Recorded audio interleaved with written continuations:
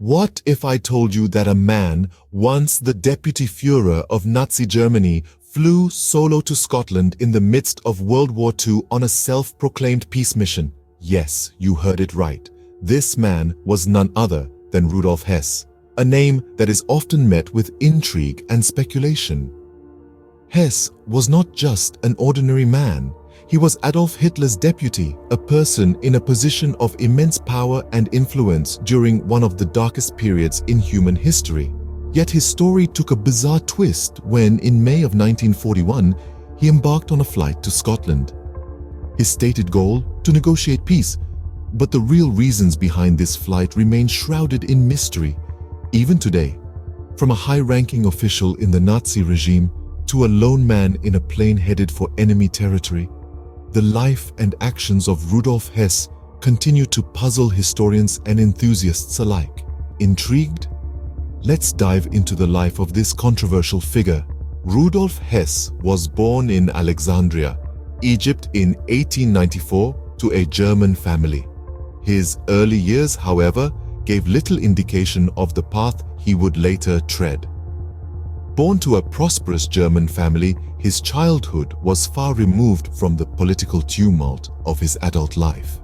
His early years were spent in the sunny climes of Egypt, far from the brewing storm in Europe.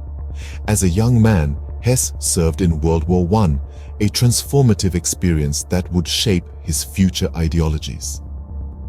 After the war, Hess pursued higher studies in geopolitics at the University of Munich. Here, he found himself drawn to the fiery rhetoric of a man named Adolf Hitler. The two men met in 1920, marking the beginning of a long-lasting, albeit tumultuous, bond.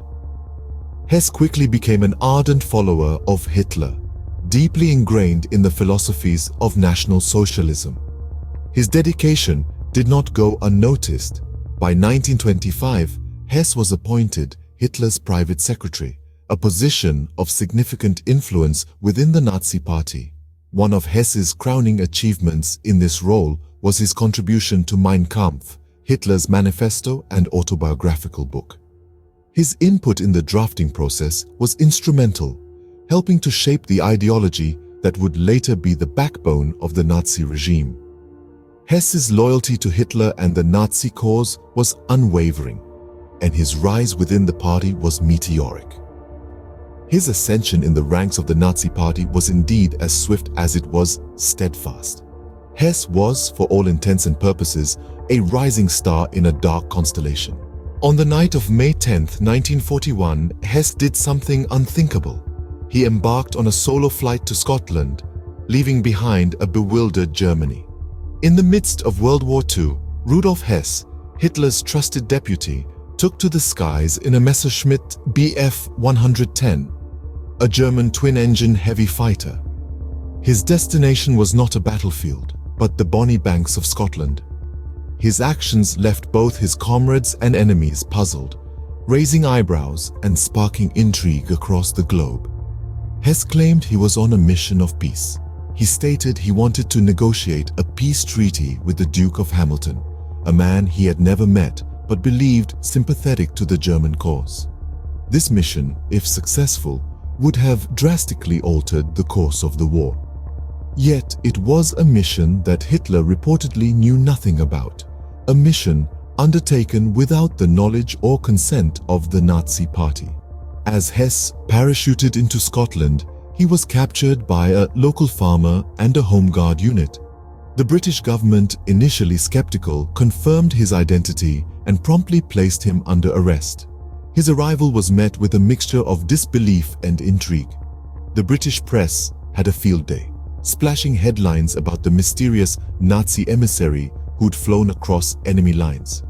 Back in Germany, Hitler was reportedly furious. He declared Hess mentally ill and disowned him. The Nazi propaganda machine spun the story, claiming that Hess was acting independently and his flight was a delusion of grandeur. Hess would spend the rest of his days in captivity, first in Britain and then at the Spandau prison in Berlin.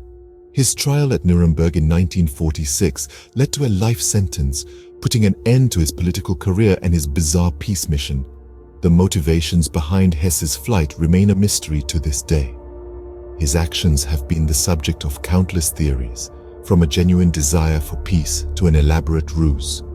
As we delve deeper into the enigma of Rudolf Hess, his mysterious flight to Scotland remains one of history's most intriguing unsolved mysteries. Hess spent the rest of his life in captivity, first as a prisoner of war and then as a war criminal. This chapter of his life was not quite as dramatic as his flight to Scotland, but it was certainly no less intriguing. Hess was held in the Tower of London, a place that had not seen a state prisoner since the 18th century. From the Tower, he was moved to a military hospital due to his deteriorating health. In the aftermath of World War II, the Nuremberg trials were held to prosecute prominent leaders of Nazi Germany for their part in the atrocities committed during the war. Hess was among the accused. He was indicted on 2 counts: conspiracy to commit crimes against peace and crimes against peace. Despite his claims of amnesia and erratic behavior, Hess was found guilty and sentenced to life imprisonment.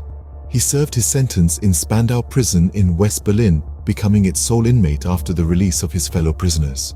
His solitary confinement was a subject of much debate, with some believing it was unnecessary and inhumane. His health continued to decline, and he was often hospitalized.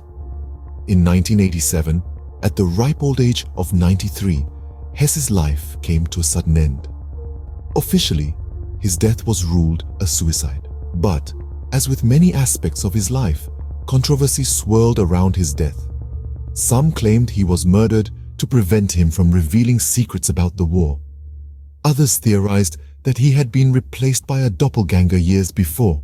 These controversies, the unanswered questions, the inexplicable actions, they all contribute to the enigma that is Rudolf Hess. His life was a series of dramatic twists and turns, of inexplicable actions and baffling decisions. Even in death, he continues to perplex and intrigue us. Rudolf Hess remains an enigma, a man whose life was as mysterious as it was controversial. His story serves as a reminder of the complexities of human nature and the unfathomable depths of the human mind. So, what is the legacy of Rudolf Hess? The answer is as enigmatic as the man himself. His life and actions continue to be the subject of intense scrutiny and debate among historians. Was he a madman acting alone, or a peace seeker misunderstood by his contemporaries? These are just some of the theories that have been proposed over the years, each adding another layer to the Hess enigma. Whether a madman, a peace seeker, or something else entirely, Rudolf Hess continues to fascinate and perplex us. As we seek to understand the past, we must continue to question and explore the mysteries left behind.